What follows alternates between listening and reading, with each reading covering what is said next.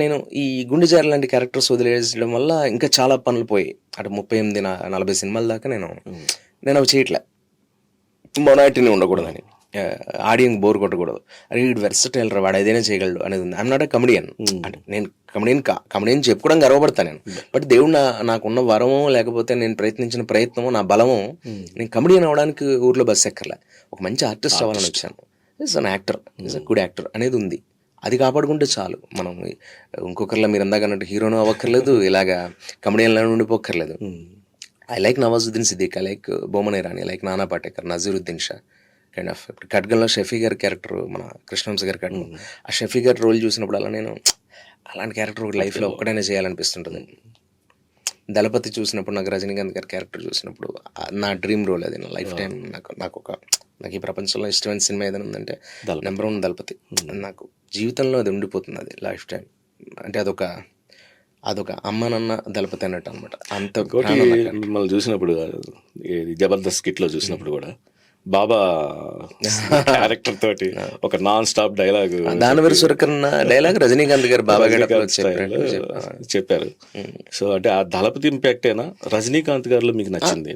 అయ్యో అసలు అది ఒక 2 రోజుల ఇంటర్వ్యూతో సరిపోదండి. అభిమానాన్ని చాలా నాకు చిరంజీవి గారు, రజనీకాంత్ గారు నాకు అమ్మా నాన్న లాగా. వీళ్ళిద్దరూ 2 కళ్ళు అనమాట. అంటే ప్రొఫెషనల్గా, ఇదేదో ఎమోషనల్గా ఏదో మాట్లాడాలని కాదు, అది ప్రపంచం మొత్తానికి తెలుసు.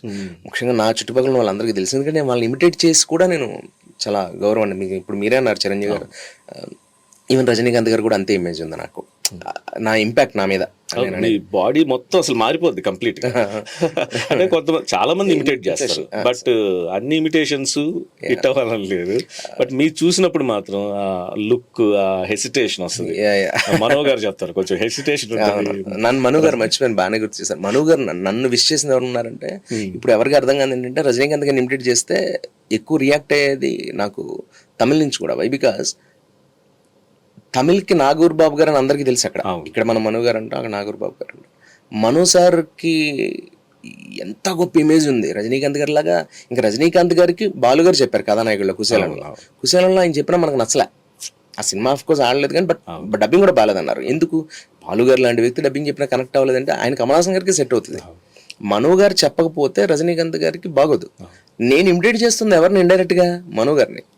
మను గారు వాయిస్ ఇమిటేట్ చేస్తున్నాను. రజనీ గారి వాయిస్ తెలుగులో ఎలా బాడీ లాంగ్వేజ్ అంతే కదా.